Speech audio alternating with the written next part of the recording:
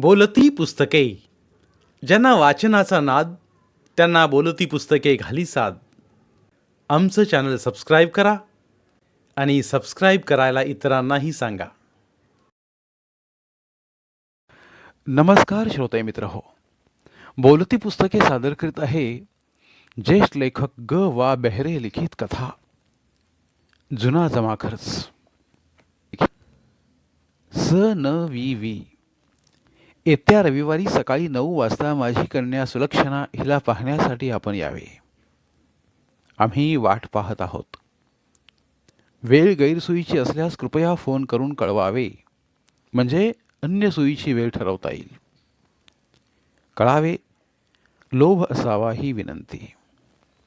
आपली श्रीमती तारका मोडक. ही चिठ्ठी वाचली आणि एकदम अंगावर रोमांच उठले.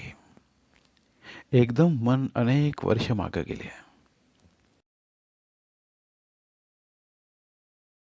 कॉलेजच्या दुसऱ्या वर्षात मी असेन तेव्हा तारखेला मी प्रथम पाहिलं होतं. 4-2 वेळा एकमेकांकडे पाहून कुतूहलाने हसलो होतो आणि औपचारिक बोलणंही झालं होतं. कुणाचेही लक्ष वेधून घेण्या इतकी तारका देखणी होती. शिवाय देखणेपणा, टापटीप आणि विलक्षण तेजस्वी आरोग्य यापेक्षाही तिच्याजवळ एक आक्रमक लाघव होतं. कॉलेजातली सारीच मुले तिच्या मागावर असायची. शास्त्राकडे असणाऱ्या माझ्यासारख्या विद्यार्थ्याला तिच्याशी बोलण्याची किंवा स्नेह वाढवण्याची संधी मिळणं कठीण होतं. नाही म्हणायला कॉलेजाच्या गॅदरिंगमध्ये तिने नाटकात एक छोटीशीच भूमिका केली होती. वास्तविक नायिकेची भूमिका तिला शोभून दिसली असती. नाटक संगीत होतं. तिला गाता येत नव्हतं म्हणून असेल, पण मालतीच्या भूमिकेवरच तिला समाधान मानावं लागलं. एरवी जे सहज जमलं नसतं ते गॅदरिंगच्या या उन्मादक कालखंडात जमून गेलं. तिची थोडीशी ओळख झाली. एवढंच नव्हे, पण नाटक संपल्यावर तिला घरीसुद्धा पोचवलं. बरोबर इतर टोळभैरव होते, त्यामुळे तशी जवळीक निर्माण झाली नाही. पुढे तर मी इंजिनिअरिंगला गेलो. मग तिचा संबंध संपला. मीही तिला विसरून गेलो. म्हणजे तसा विसरलो नव्हतो, पण अनेक गोठलेल्या स्वप्नांप्रमाणे तेही स्वप्न मी गोठवून टाकलं. पुढे इंजिनिअरिंगची परीक्षा पास झालो.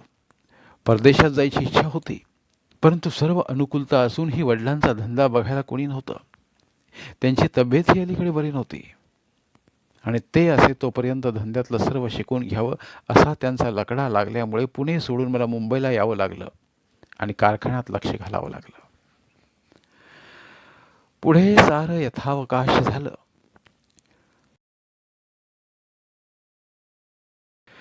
तो काळ सगळेच उद्योगधंदे वाढण्याचा होता.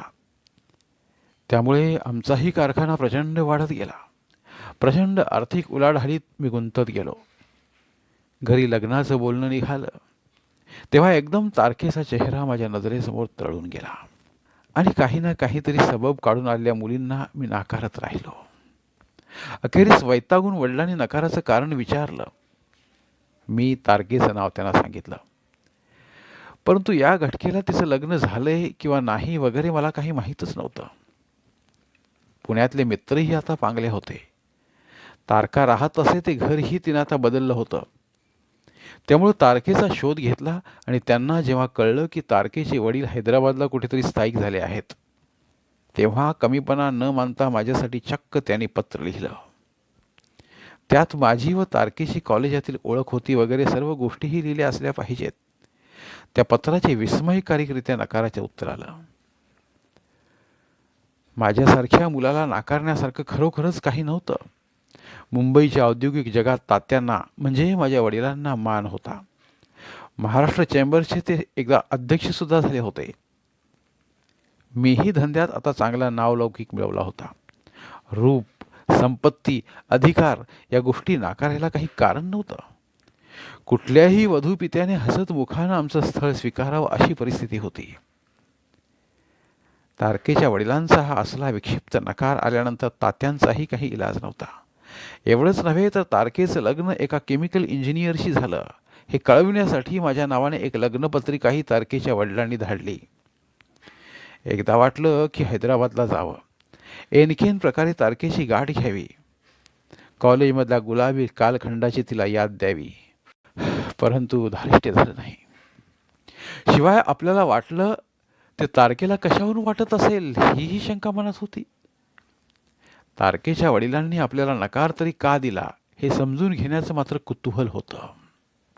त्याचाही शोध एक दिवस लागला, पण फार उशिरा. त्याचा आता काही उपयोग नव्हता. देसाई इंडस्ट्रीचे अण्णासाहेब देसाई तात्यांच्या चांगलेच परिचयाचे होते. आमची कास्टिंग्ज ते विकत घेत असत, त्यामुळे त्यांचा आमचा घरोबाही होता. त्यांनी सहजगत्या विचारलं काय, तात्यांनीही हो म्हटलं काय, आणि मीही फारसा विचार न करता संमती दिली काय. देसाईंची मनोरमा आमच्या घरात माझी पत्नी म्हणून आली. तिला फारसं रूप नव्हतं, फारशी शिकलेलीही नव्हती. फक्त एकच होतं की देसाईंची ती एकुलती एक मुलगी होती. मनोरमेशी लग्न करून आमच्या संपत्तीत आणि कारखानदारीत आता एकदम फार मोठी वाढ होणार होती, आणि ती झालीही. परंतु माझ्या लक्षात आलं, माझ्याशीच नव्हे तर कुणाशीही मनोरमेनं सुखाचा संसार केला नसता. सर्व स्त्रियांना संसाराचे जे कुतूहल असतं ते तिच्याजवळ अजिबात नव्हतं. हिंडणं फिरणं, अमोद प्रमोद या गोष्टींची तिला नावड होती. खरं तर तिला कसलीच आवड नव्हती. कसल्या तरी अगदी फालतू रहस्यमय कादंबऱ्या ती मोठ्या चवीने वाचे. दिवसभर अंथरुणात लोळे.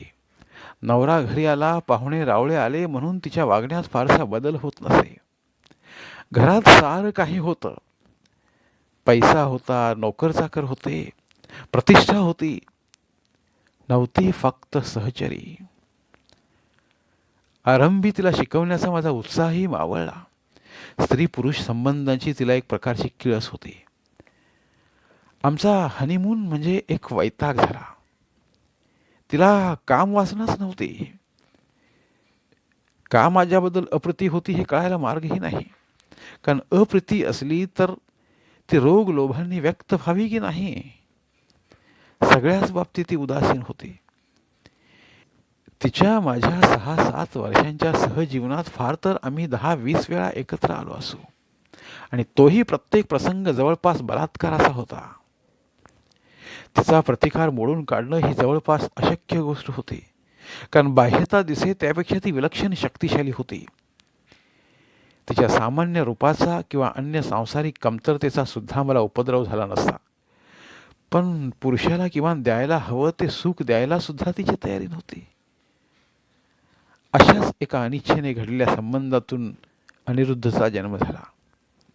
ते बाळंतपण तिला जड गेलं. नेमके कोणते उपचार तिच्यावर उलटले कुणास ठाऊक, परंतु तिचा मानसिक तोल ढळला. ती तासन तास घुम्म बसू लागली, आणि अकस्मात कधी कधी इब्रतीला न शोभेल अशा पद्धतीने आरडाओरडा करू लागली. तिचं वेड वाढू लागलं, इतकं की तिला चक्क इस्पितळातच ठेवावं लागलं. 1-2 वर्ष गेल्यावर मनोरमेच्या वडिलांनीच म्हणजेच काका देसाईंनी मी दुसरं लग्न करावं असा प्रस्ताव मांडला. पण लग्न या कल्पनेचा आता मी इतका धसका घेतला होता की पुन्हा तो जुगार खेळण्याची त्यावेळेस तरी माझी तयारी नव्हती. 35शीतल्या तरुण माणसाला विवाह झालेला असून सक्तीनं ब्रह्मचर्य व्रत पाळण्याची वेळ आली होती. धंद्यात इतका वेळ जात असे की खरोखर स्वतःबद्दल विचार करायला देखील फुरसत नसे. शिवाय अनिरुद्ध हे एक नवं खेळणं आमच्या घराला लाभलं होतं. तात्यांचं रूप त्यानं घेतलं होतं, त्यामुळे घरात एक नवाच आनंद निर्माण झाला होता. तात्यांनी हळूहळू धंद्यातले लक्ष काढलंच होतं, परंतु देसाईंनी सुद्धा आपला सगळा कारखाना माझ्या स्वाधीन केला. आईविना वाढणारा अनिरुद्ध 2 आजोबांच्या संगतीत चांगला वाढत होता. मग असाही काही काळ गेला. 1-2 वर्षांच्या अंतरानं तात्याही वारले आणि देसाईही वारले. मग तर साऱ्या जगात अनिरुद्धला मी आणि मला अनिरुद्ध अशी स्थिती निर्माण झाली. तात्या वारल्यावर त्यांच्या मृत्यूपत्रात त्याने एका स्त्रीच्या चरितार्थाची सोय केली. आई असल्याच्या काळापासून तात्यांनी या स्त्रीला ठेवलं होतं. आता कळायला काहीच मार्ग नाही की आईचा मृत्यू याच गोष्टीमुळे लवकर झाला किंवा काय. आई तशी मला आठवते. तात्यांचे गुलाबशी असलेले संबंध कुणालाच माहीत नव्हते, इतका तो गुपित व्यवहार होता. बायको नसल्यामुळे तात्या कधी दुःखी वाटले नाहीत किंवा गुलाबसारखी बाई ठेवल्याने ते रंगेलपणे वागले नाहीत. वेळी अवेळी ते कधीही घरी यायचे नाहीत. फक्त दर शनिवार रविवार ते उरणच्या वाडीवर जात असत. त्यांचे हे रंगीत प्रकरण बहुतांशी तारकेच्या वडिलांना कळलेलं असावं. त्याच कारणासाठी बहुतेक माझं स्थळ त्यांनी नाकारलं असेल. हे जेव्हा कळलं तेव्हा माझ्या मनात साऱ्याच प्रकरणाबद्दल खंत उत्पन्न झाली. तात्यांना तरी मी दोष कसा देऊ? त्यांचं सांसारिक जीवन कसं होतं हे मला काय ठाऊक. एका परस्त्रीच्या नादाला ते का लागले हेही कळायला मार्ग नाही. आई वारल्यानंतर त्याने दुसरं लग्न केलं असतं किंवा अगदी गुलाबला घरी आणून ठेवली असती तरी त्यांचे कोण काय वाकडं करणार होतं.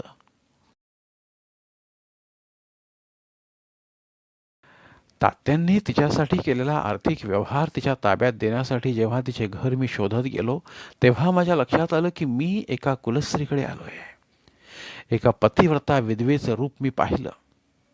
तिची चाल चालणूक वागणं एवढंच नव्हे तर माझ्याबद्दल तिनं दाखवलेली आस्था हे सारं काही तिच्या आणि तात्यांच्या संबंधाबद्दल सांगून गेली. आपल्याला मूल झालं नाही, तात्यांची काही आठवणसुद्धा मागे उरली नाही, हीही खंत मी तिच्या डोळ्यात पाहिली.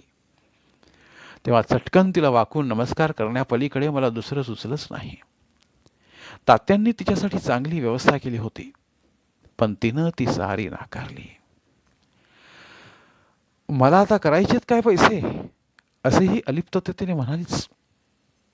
परंतु तात्याने तिला वेळोवेळी दिलेले दागिने तिनं मला घेऊन जायला सांगितलं. त्या दागिन्यांची आता काही शोभाच नव्हती. तात्यांच्या सुनेला भेट म्हणून तिला दिलेत असे ती म्हणाली खरी, पण मनोरमेची सगळी हकीकत तिला माहीत असल्यामुळे तिने एकदम विषय पालटला. पुन्हा पुन्हा मला यायला विनवलं. अनिरुद्धला घेऊन येता आलं तर आपण धन्य होऊ असंही ती म्हणाली. का कुणास ठाऊक मला हा एक नवाच मायापाश निर्माण झाला. पुढे वेळोवेळी मी तिला भेटे, अनिरुद्धलाही घेऊन जाई, तोही तिथे रमे. मी बाईंना घरी येऊन राहायला सुचवलं तेव्हा तिने स्पष्ट नकार दिला. कारण तसलं काही केलं तर माझ्या आणि अनिरुद्धच्या भवितव्यावर वाईट परिणाम होईल हे तिनं मला समजावून सांगितलं. मी असं एकटा राहता कामा नये, मन मारता कामा नये, कारण अशा तऱ्हेने मनाला विपरीत दाबून टाकणं हिताचं नाही हे ती नेहमीच कळकळीनं सांगत असे. माझ्यासाठी नाही तरी अनिरुद्धच्या हितासाठी घरात कुणी बाई माणूस हवं हाही तिनं दोषा लावला. एकदा वाटलं की बाई म्हणतात त्याप्रमाणे खरंच लग्न करावं, पण हाही एक जुगारच नव्हता का? शिवाय घरात नवीन आलेली स्त्री अनिरुद्धला कसं वागवेल हाही प्रश्न होताच. कधी कधी मन चळे, एखाद्या सुंदर रात्री शय्या खायला उठे. मन मारायची सवय झाल्यामुळे मी कधी दारूत कधी वाचनात मन गुंतवून टाकत असे. पण गुलाबनं एके दिवशी मला आश्चर्यचकित केलं. एक दिवस तातडीने तिने मला फोन केला म्हणून मी तिथे गेलो. तिनं हसून माझं स्वागत केलं. माझ्या आवडीनिवडी तिला माहीत होत्या म्हणून असेल कदाचित, पण 10-5 मिनिटात आतल्या खोलीतून एक सावळी तरुण मुलगी माझ्या आवडीचे खाण्याचे पदार्थ घेऊन आली. असेल कोणी एक नोकराणी म्हणून मी तिच्याकडे पाहिले सुद्धा नाही. तेव्हा गुलाबबाई हसायला लागल्या. त्या म्हणाल्या, मी सांगते त्याला नाही म्हणायचं नाही. ही मुलगी मी तुझ्यासाठी आणलेली आहे. तिचे नाव चमेली. ती आता तुझी सर्व सर्व सेवा इमाने इतबारे करेल. तिच्या या असल्या विक्षिप्त प्रस्तावनेनं मी गांगरून गेलो. असला प्रस्ताव गुलाबबाई माझ्यापुढे ठेवेल अशी मला सुतराम कल्पना नव्हती. ती म्हणाली, शरमायचं काही कारण नाही. तू स्वतः काही करणार नाहीस, मग माझ्या मुलाची काळजी मला नको का घ्यायला? मग ती आतल्या खोलीत निघून गेली आणि जाताना तिने दरवाजाही बंद केला. हे एक सुंदर संकट माझ्यावर कोसळलं होतं आणि तेही अकल्पितपणे. स्त्रियांशी वागायचं कसं तेही मी विसरून गेलो होतो. पण ती मुलगी चतुर होती. तिला गुलाबबाईनं चांगलं पडवून ठेवलं होतं. माझा बावळटपणा तिला आधीच माहीत असला पाहिजे, कारण ती माझ्याजवळ आली. तिने बुटाचे बंद सोडले, टायची गाठ सैल केली. भारून गेलेल्या माणसाप्रमाणे ती सांगत होती, ते मी करत गेलो. पुरुष स्पर्श तिला अपरिचित नसावा, परंतु ती बाजारू किंवा भडक स्त्री नव्हती, हेही तिच्या आक्रमक परंतु शालीन वागण्यात जाणवत होतं. एखादा नजराना पेश करावा त्या अदबीत स्वतःचा चिमुकला कोवळा देह तिने माझ्या स्वाधीन केला. मलाही अशा अर्थाने स्त्री अज्ञात होती अशातला भाग नव्हता, पण स्त्री संबंधांच्या साऱ्या विपरीत कल्पनांना तिनं बघता बघता धक्का दिला. संपत्तीत लोळणाऱ्या माझ्यासारख्या माणसाला तिच्याहून देखण्या स्त्रिया मुंबईसारख्या मोहनगरीत सहजासहजी उपलब्ध असतात. माझं गृहजीवन माहीत असल्यामुळं आमच्या कार्यालयात काम करणाऱ्या 2-3 हिशेबी मुलींनी मला गुंडाळण्याचा प्रयत्नही केला होता. कधी पार्टीतही जास्वंदीच्या फुलासारख्या भडक दिसणाऱ्या स्त्रियांनी मला जिंकायचाही प्रयत्न केला, पण स्त्रीबद्दलची एक विलक्षण भीती माझ्या मनात वास करीत होती. मला गुंतागुंत नको होती, ते सुखही नको आणि ते वेदनाही नकोत, असा काहीसा पळपुटेपणाचा मार्ग मी स्वीकारला होता. पण त्या समोरच्या अशिक्षित तरुण मुलीने मला एकदम एका अनोख्या दुनियेत नेलं. आपल्या हातून काही विपरीत घडतंय असं मला वाटलंच नाही. हे अपरिहार्य आहे, यापूर्वीच असं घडायला होतं, असंच त्या नाजूक परिस्थितीत मला सतत वाटत होतं. स्त्रीचा नाजूकपणा हा सुद्धा कित्येकदा दिखाऊ असतो हेही लक्षात आलं.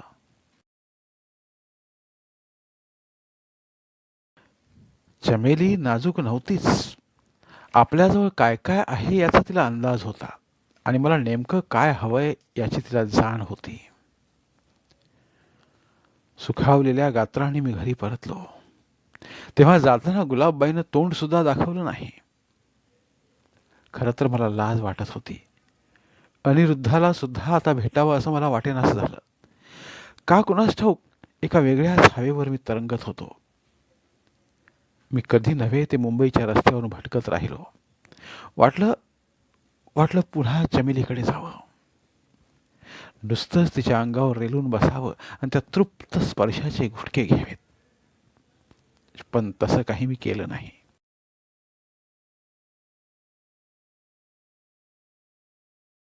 समाजातील माझी प्रतिष्ठा थोडी आड आली. मग त्या रात्री मला झोप सुद्धा नीट लागली नाही. शेजारी कोणीतरी आहे अशी सारखी जाणीव होत राहिली. त्यानंतरच्या माझ्या आयुष्याचा रंगच बदलला. पूर्वी खूप काम करायचो मी, करावंच लागे. खूप मोठा भार माझ्या अंगावर होता, पण ते सारं काम एखाद्या ओझ्याच्या गाढवासारखं करत असे. आता वेळेचा हिशेब आपोआप मनात येऊ लागला. काम व्यवस्थित व्हायला पाहिजे, पण ते वेळेवर व्हायला पाहिजे. पूर्वी मी 8-8, 9-9 वाजेपर्यंत कारखान्यात बसत असे. आता 6चा काटा दिसू लागला की आपोआप मी फायली आवरायला लागत असे आणि गाडी आपोआपच चमेलीच्या घराकडे वळे आणि अहोरात्र माझ्यासाठी कोणीतरी वाट पाहतंय याचं प्रत्यंतर मला येई. आपली कोणी वाट पाहतंय ही किती सुखाची भावना असते. मुलाचं आणि सुनेचं कौतुक करावं असं गुलाबबाई कौतुकही करत. चमेलीच्या संगतीत केवळ वासनेची पूर्ती होत नसे, तर माझ्या मनावर अनेक दिवसांचं जे विचित्र ओझं होतं तेही हलकं हलकं कमी होत गेलं. त्यालाही आता खूप वर्ष झाली. चमेली माझ्याजवळ आता चांगली मुरून गेली. गुलाबबाईच्या देहावसानंतर तर माझा एक निराळा संसार सुरू झाला. गुलाबबाईच्या तालमीत तयार झाल्यामुळे असेल, पण चमेलीनं काही हवं तसं तोंडानं कधी म्हटलंच नाही. तिच्यासाठी काय करू आणि काय नको असं मला होऊन गेलं. तिला मी गाडी घेऊन दिली, घर सजवून दिलं. संसारातल्या माझ्या सर्व अपुऱ्या इच्छा तिच्या ठायी मी पुऱ्या केल्या. तिला फक्त हवं होतं एक मूल, पण मला मात्र तसली गुंतागुंत नको होती. दुरान वयाने सुद्धा आणि अनिरुद्धच्या हक्कात मला वाटेकरी नको होता. अनिरुद्धला मी पुष्कळदा चमेलीच्या घरात घेऊन गेलो. त्याला कळायला लागलं तरीही त्याच्यापासून मी काहीच चोरून ठेवलं नाही. आयुष्यात मला किती चांगली सोबत लाभली होती आणि माझ्या सुदैवाने ती टिकली देखील. चमेलीला खूप एकटं एकटं वाटे. मला ते कळत होतं, पण तिच्या मनातली इच्छा पुरी करणं मला फार अडचणीचं वाटत होतं. पण या अबोध मुग्ध स्त्रीनं अखेरीस मला जिंकलं. तिची ती इच्छा पूर्ण झाली. तिच्याही घरात माझा अंकुर नांदू लागला. अखेरीस संसारात नेमकं काय हवं असतं? मंत्राक्षता, सप्तपदी, संस्कार यामुळे दोन माणसं खरोखर एकमेकांशी बांधून घेऊ शकतात का? कदाचित ते खरंही असेल, पण चमेलीने मला जी निष्ठा दिली, जे सौहार्द मला दिलं, त्याचं मोजमाप मी कशानं करू? तिला काही मी प्रतिष्ठा देऊ शकलो नाही, पण मी दुसऱ्या मुलाला मात्र ही प्रतिष्ठा देणं भाग होतं. तो माझंच नाव लावणार होता. कोणत्या का कारणानं होईना, पण त्याला मी जन्म दिला होता. अनिरुद्धात आणि त्याच्यात तसा कोणताही फरक मी केला नाही. या साऱ्या गोष्टी यथाक्रमे घडत आल्या. अनिरुद्ध व्यवसायात आला. अजून सतीश माझा दुसरा मुलगा कॉलेजात शिकत होता. तोही यथावकाश माझ्याच व्यवसायात येणार होता. त्याच्या लग्नाच्या वेळेस मात्र अडचण उत्पन्न झाली असती, पण तसं कशाला? अनिरुद्धच्या लग्नातही मला अडचण दिसत होती, कारण नाही म्हटलं तरी चमेलीचे आणि माझे संबंध जगजाहीर होते. कुणाही माणसानं जरा चौकशी केली असती तर माझे ग्रहजीवन आणि आडवाटेचे माझे हे जीवन त्याला कळल्या वाचून राहिलं नसतं. जग बदललंय हे खरं, पण विषयाची परीक्षा कोण पाहिल? सर्वसामान्य माणसं खोलात जात नाहीत. सरळ व्यवहार ते पाहतात आणि त्यांचे बरोबर असते. समाजातील नियम पाळणारी माणसे त्यांना सुरक्षित वाटतात. वास्तविक पाहता अनिरुद्धनं स्वतःचं लग्न ठरवायला काही हरकत नव्हती. त्याला मैत्रिणी होत्या. माझ्या पिढीपेक्षा त्यांच्या पिढीत स्त्री पुरुषांचं जीवन अधिक खेळकर झालं होतं. तो कारखान्यात काम करायला लागला तरी त्याचं प्रेमाचं एखादंही प्रकरण माझ्या कानावर आलं नाही. एके दिवशी त्याला काही ठरलंय का असा जेव्हा मी प्रश्न विचारला, तेव्हा त्याने चटकन नाही असं सांगितलं. एवढ्या मैत्रिणीत एक सुद्धा तुला आवडत नाही काय, असा मी त्याला प्रश्न केला. तेव्हा तो हसून म्हणाला, मैत्रिणी म्हणून त्या चांगल्या आहेत, बायको म्हणून त्यातली एकही चांगली नाही. मला त्याच्या म्हणण्याचे आश्चर्य वाटले, कारण त्याच्या काही मैत्रिणी खरोखरच चांगल्या होत्या. जोडीदार म्हणूनही त्याला शोभल्या असत्या. कदाचित अतिपरिचयामुळे असेल, पण त्या आपलं मूळ आकर्षण घालून बसल्या असाव्यात. पुरुषानं काही मागितल्याबरोबर त्याला होकार देणारी स्त्री पुरुषाला आवडत नसावी, असंच असावं बहुधा. जमाना बदललाय असं वाटलं होतं, पण तसं काहीच नव्हतं. मला मोठी मजा वाटली आणि मी त्याच्यासाठी मुली पाहायला लागलो.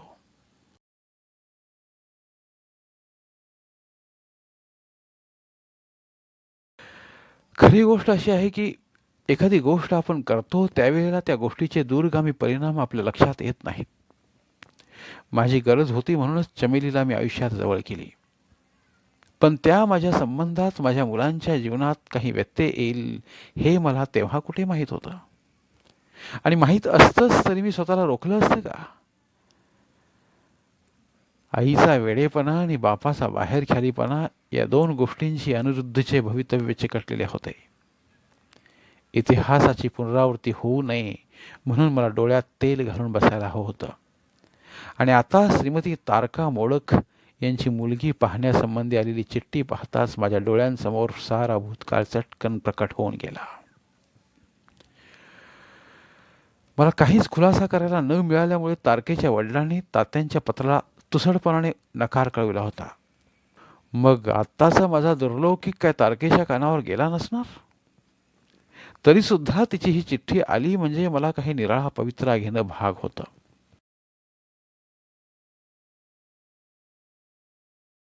वास्तविक तारका मोडकची मुलगी लग्नाची आहे हे मला कळायला मार्ग नव्हता. ती मुंबईतच स्थायिक झाली आहे हेही मला कळणं शक्य नव्हतं. म्हणजे मी तसा प्रयत्नही केला नव्हता. नाही म्हणाला रेडिओवरून तिचे सुगम संगीत एकदा ऐकायला मिळालं होतं. तेव्हा तिला पत्र लिहून पूर्वपरिचय वाढवावा व जुन्या दुःखाचा निचरा करावा असं वाटलं होतं, पण धीरच झाला नाही. अनिरुद्धाचं स्थळ तारकेला कोणी सांगितलं याची प्रथम चौकशी करावी. खरं म्हणजे तारकेची सगळी चौकशी आता करायला पाहिजे.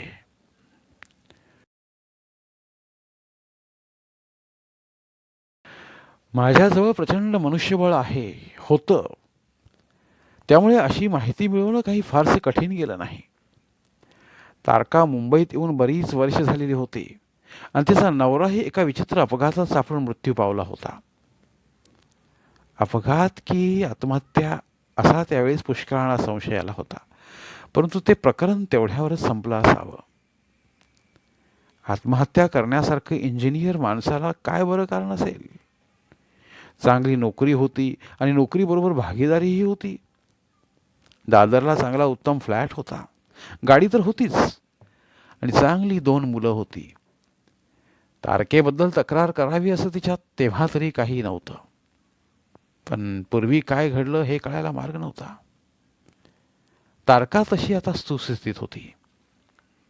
मुलीचं लग्न इतमामानं करण्याची तिला अनुकूलता होती आणि तिची मुलगी देखणी म्हणून प्रसिद्ध होती. युनिव्हर्सिटीच्या ॲथलीट्समध्ये ती चमकलीही होती. वास्तविक इतक्या देखणी आणि श्रीमंत मुलीचं केव्हाच लग्न व्हायला पाहिजे होतं. तिचं लग्न का लांबलं असेल आणि या अशा जुन्या पद्धतीनं मुलगी दाखवून लग्न करण्याची पाळी तिच्यावर का आली असेल? वेगवेगळ्या तरुणांशी तिचा काही संपर्क आला नसेल का? का तारकेचाच करडा धाक आणि संस्कार यामुळे ती शिस्तीत वाढली असेल? तारकेबद्दल माझ्या मनात दडून राहिलं सुप्त आकर्षण आता एकदम जागं झालं. मी आता 50शीला आलो होतो, म्हणजे तारकेचं जवळपास तेवढंच वय असेल. तारका अजून पूर्वीसारखीच दिसत असेल का? पूर्वीसारखंच मोहिनी हास्य तिने सांभाळून ठेवलं असेल का? तिला आपलं स्मरण तरी राहिलेलं असेल का? एरवी साऱ्याच प्रश्नाकडे आत्मविश्वासाने किंबहुना थोडं गुरमीनेच पाहणाऱ्या माझ्यासारख्या यशस्वी उद्योगपतीला या नाजूक प्रश्नानं बेचैन केलं. स्त्री म्हणून कुठल्याही स्त्रीबद्दलची सारी आकर्षणे आता संपुष्टात आली होती. आहे त्या परिस्थितीत मी संतुष्ट होतो.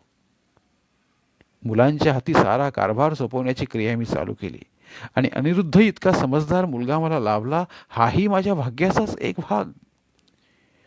कुणाला माहीत, माझ्या या सुस्थिर भाग्यात आणखीन एक सुखाची धार येऊन कोसळणार होती का कदाचित कटुतेचा एखादा प्रहारही मला सोसावा लागणार होता. माझी तशी आता कशालाच हरकत उरलेली नव्हती. माझ्या पत्नीच्या वर्तनाने जे घाव एकदा पडायचे ते पडून गेले, ते व्रण बुजूनही गेले. रविवार तसा मोकळाच होता. निदान कारखाना चालू असला तरी रविवार हा मी सुट्टीचा दिवस मानायला लागून सुद्धा बरेच दिवस झालेले होते. बहुतेक वेळा रविवारी मी चमेलीबरोबर उरणच्या बंगल्यावर जात असे. प्रौढ अवस्थेत सुखाचे स्वाद कसे घ्यायचे हे माणसाला कळायला हवेत. तारुण्यातील उन्माद आनंद ओसरलेला असतो, खळखळाट संपलेला असतो. खरं तर रविवारचा हा मुक्त दिवस. तसं पाहता त्या अडाणी परंतु शहाण्या स्त्रीबरोबर गुदरणं हा आनंद असे. तिला बाहेर मोकळेपणाने बरोबर घेऊन हिंडता फिरता येत नसे. काही माणसं आपली जात, आपलं शिक्षण, आपले संस्कार लपवू शकत नाहीत, पण म्हणूनच ती जास्त रोचकही असू शकतात. समाजात मला ओळखणारी विपुल माणसं असल्यामुळे चमेलीला घेऊन नाटक, सिनेमा किंवा सभा संमेलनाला मला जाता येत नसे. तिचाही त्याबद्दल फारसा आग्रह नव्हता. तिला तिची जागा बरोबर माहीत होती, परंतु आपल्याला अपूर्व असं काही मिळालेलं आहे या आनंदात ती तृप्त होती. अशी तृप्ती संसारी जणांना तरी मिळते का नाही कुणास ठाऊक. शिकलेली नसली तरी प्रयत्नानं ती बहुश्रुत बनली होती. संसार रोचक करण्याचं कौशल्य तिने आत्मसात केलं होतं. एक आदर्श सहचरी म्हणून तिने आपोआपच एक प्रतिष्ठा प्राप्त करून घेतली होती. ती काही माझी लग्नाची बायको नव्हती, पण अनिरुद्धच्या लग्नात तिचाही विचार महत्वाचा नव्हता काय. मला तरी तसं वाटत होतं हे विशेष. जेव्हा अनिरुद्धचं लग्न होईल तेव्हा चमेलीला तिथं मानाने वावरता येईल का तिला दूर राहून हा सोहळा पाण्यात सुख मानून घ्यावं लागेल. अनिरुद्धसाठी मी मुलगी पाहायला जातो आहे. ती मुलगी अशीच कोणीतरी नव्हे, तर जिची आई मला स्वतःलाच नाकारली गेली हे मी तिला सांगून टाकलं. उपजत शहाणपण ही एक अपूर्व गोष्ट असते. संभाव्य दुर्घटना ओळखण्याचं चातुर्य त्यामुळेच प्राप्त होतं. प्रसंग आला तर आपलेही संबंध सोडायला हरकत नाहीत असं जेव्हा तिनं मनपूर्वक सांगितलं तेव्हा मात्र मला तिच्याबद्दल करुणा वाटली. हे सारं तारकेकडे जात असताना मला आठवत होतं. तारकेच्या घरी मी आणि अनिरुद्ध पोचलो. शोफरने जाऊन वर्दी दिली आणि स्वागतासाठी दरवाजात तारका उभी होती. तिचं ते प्रसन्न हास्य पाहिलं आणि मनातल्या अनेक शंका कुशंका गळून पडल्या. इतकी वर्ष उलटून गेली, पण अजूनही तेच आक्रमक लागवी हास्य तिच्या चेहऱ्यावर तळत होतं. आता फक्त त्या हास्याला शालीनपणाची किनार होती. मी तिच्याकडे नीट निरखून पाहिलं. मला तर ती अजूनही कॉलेजमध्ये आहे असंच क्षणभर वाटलं. ती प्रौढत्वानं उलट अधिक देखणी वाटत होती. वास्तविक पती निधनानंतर एकटेपणानं जबाबदारी पेलणाऱ्या या प्रौढीच्या चेहऱ्यावर कुठेतरी नाराजी, कुठेतरी विषाद दिसायला हवा होता. पण सारे काही सुभग हास्यात विरघळून गेलं. जुन्या आठवणी उफाळून येत होत्या, माझ्या आणि तिच्या सुद्धा. पण प्रौढत्वाने आलेली जबाबदारी आता पार पाडायची होती. तिने खून केली. आम्ही गुबगुबीत कोचावर बसलो. दिवाणखान्यातील सजावट केवळ समृद्धी दाखवणारी नव्हती, त्यात एक वेगळेपण होतं. सोफा सेट्स, टीव्ही, पंखे यांचाही नित्य परिचित घाट येथे जाणवला नाही. जे तारकेचं व्यक्तिमत्व माझ्या अंतःकरणात कुठेतरी खोल दडून बसलं होतं, ते या दिवाणखान्यात ठायी ठायी जाणवत होतं. एक मध्यम वयीन गृहस्थ दिवाणखान्यात येऊन बसलेले होते. आपले धाकटे दीर अशी त्यांची ओळख तिने करून दिली. औपचारिक असा सारा भाग घडत गेला. सुलक्षणा आली. तीही आईचीच निराळी प्रतिमा. तिचे डोळे विलक्षण वेधक होते. क्षणभर मनात वाटू लागलं की हे लग्न जमलं पाहिजे. ही मुलगी सून म्हणून घरात आली तर घर एकदम जागतं होईल. मी काही जुजबी प्रश्न विचारले आणि म्हणालो, मुलांना वाटलं तर एकटं बसू देत. नुसतंच पाहण्यापेक्षा गप्पा गोष्टी करणं बरं. चहा फराळ झाला. घर दाखवण्यासाठी म्हणून सुलक्षणा अनिरुद्धला घेऊन आत गेली. मला खूप काही बोलायचं होतं, पण तारकेच्या दिरासमोर बोलणं बरं वाटेना. मी थोडा अवघडल्यासारखा झालो. अखेरीस मी म्हणालो, मी आता निरोप घेतो. तुम्ही दोघेजण आमचं घर पाहायला आज संध्याकाळी या.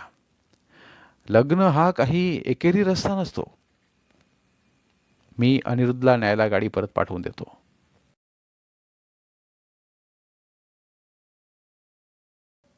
गाडी पाठवण्याची काही गरज नाही. सुलक्षणाच आमच्या गाडीतून सोडेल त्यांना. पण संध्याकाळी दोघांनी मात्र यायचं विसरू नका. 5 वाजता जमेल? न जमायला काय झालं? त्यापेक्षा आम्ही उद्या आलो तर नाही का चालणार? आज सुलक्षणेची कसलीची मॅच आहे, ती पाहायला मी सुद्धा जाणार आहे. ठीक आहे, उद्या आलात तरी काही हरकत नाही. मग उद्या संध्याकाळी 5 ते 6च्या दरम्यान या. जाऊ मी आता. मी तारकेचा आणि तिच्या दिराचा निरोप घेतला आणि गाडीतून निघालो. खरं तर आता काहीच काम नव्हतं.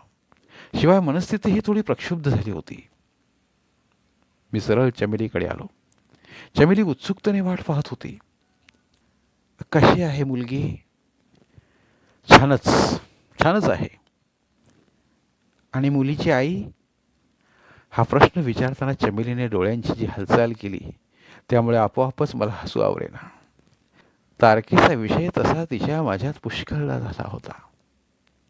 त्यामुळे तिला सुद्धा तारकेबद्दल कुतूहल होतं. असूया नव्हती. नेहमीच्या मानानं मी जरा जास्त बोलत होतो, मला ते कळत होतं. चमेली हसत हसत म्हणाली,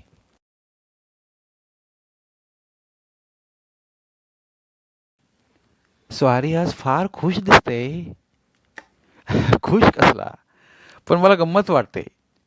ज्या मुलीने माझ्याशी लग्न करायला नकार दिला, तिच्या मुलीचं माझ्या मुलाशी का लग्न ठरावं यात गंमत वाटते मला. अर्थात अजून काही ठरलेलं नाही, कदाचित ठरणारही नाही. आपण काहीच गृहीत धरून चालू नये. पण सगळं कळून सुद्धा ज्या अर्थी आमचं तिच्याकडे स्वागत झालं, त्यावरून शक्यता आहे. खरं म्हणजे चमेली ही अशी स्त्री होती की तिला स्वतःचं असं काही आग्रहच नव्हते.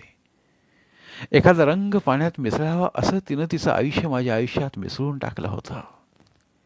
तिला कळो न कळो, मी वाटेल तो विषय तिच्याजवळ बोलत असे.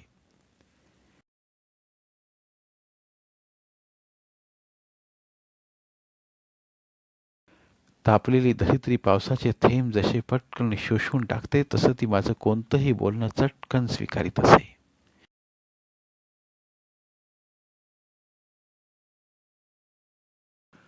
म्हणून पुष्कळदा इतर कुठेही बोलू शकत नव्हतो असं वाटेल ते मी बोलत असे.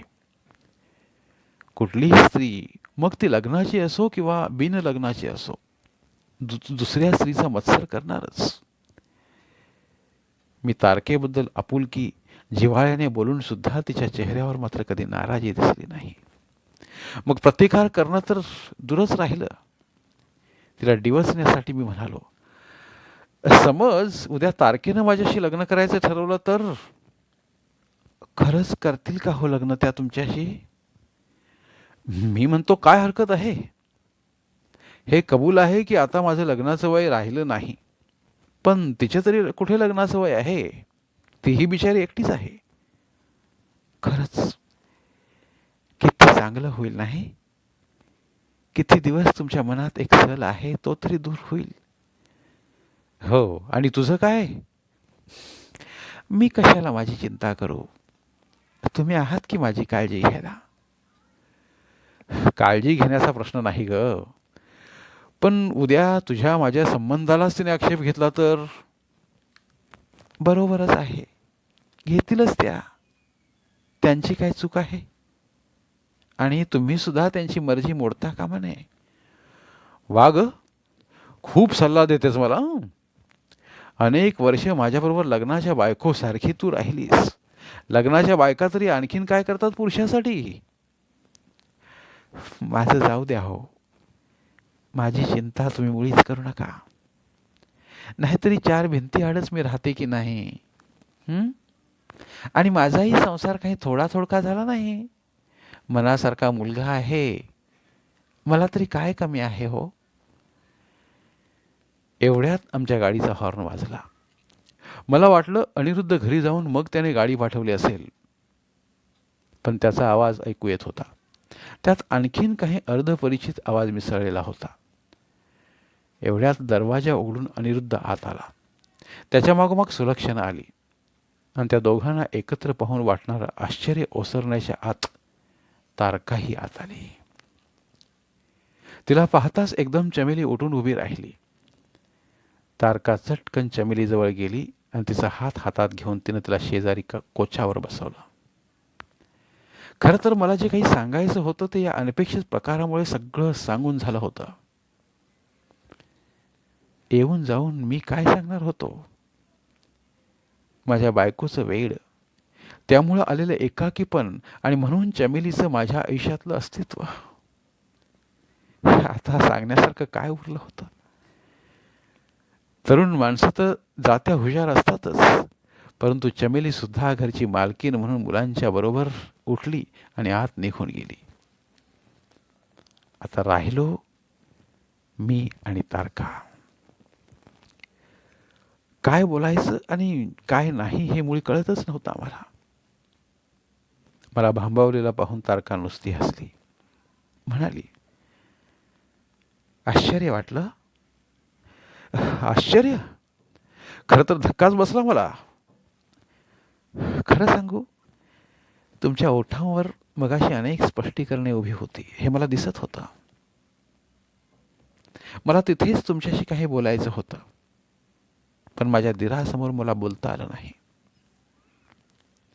आयुष्यात सगळ्याच गोष्टींना पुष्कळ उशीर झालेला आहे, पण वेळच्या वेळी एक गोष्ट करावी या इच्छेनं इथे मी आले.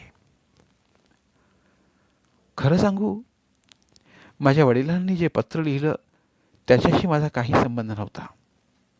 मला कळलं ते फार उशिरा. तेव्हा कळूनही काही उपयोग नव्हता. म्हणून मी अशा एका क्षणाची वाट पाहत राहिले की केव्हा तरी तुमच्यावर मी रागावले नव्हते हे तुम्हाला मी समजावून सांगेन. तुमच्या मॅनेजर कापडींनी जेव्हा अनिरुद्धचं स्थळ सुचवलं तेव्हा लग्न ठरेल न ठरेल पण तुमची गाठ पडेल एवढी इच्छा होती. तुम्हाला सांगायचं ते सांगितलं. आता जाते मी. कुठे जातेस? कुठे म्हणजे काय? माझ्या घरी. तुझी मुलगी इथे सोडून? माझी मुलगी सुरक्षित ठिकाणी आहे आणि ती तुमची कोणीतरी आहेच.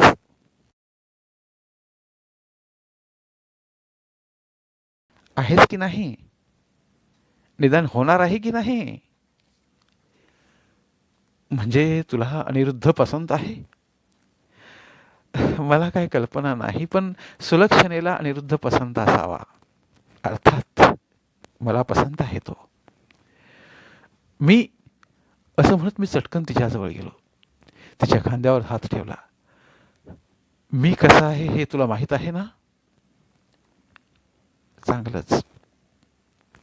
याशिवाय मी या घरात कसे आले? पण तुला या गोष्टींना विरोध करावा असा वाटत नाही?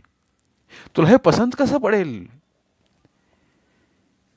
योग्य वेळी कदाचित मी विरोधही केला असता, पण विरोध करण्याची आता मला ताकद राहिलेली नाही. आणि खरं सांगू, आयुष्यात खूप खूप भोगलं.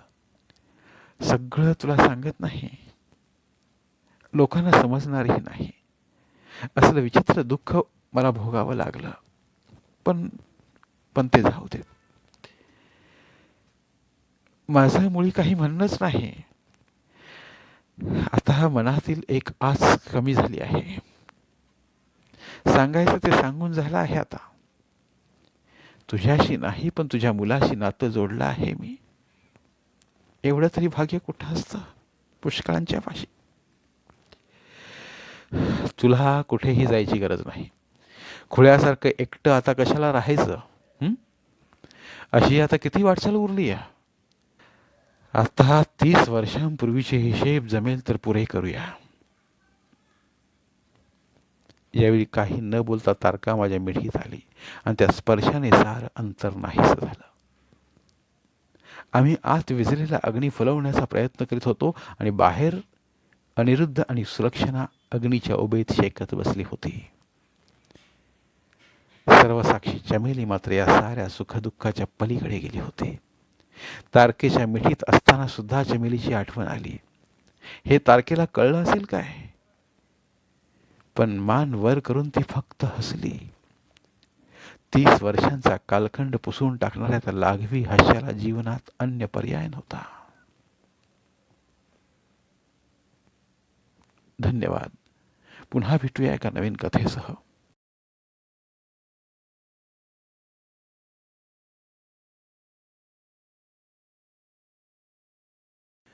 धन्यवाद. प्रिय श्रोते मित्र हो, आपल्यासाठी एक आवाहन.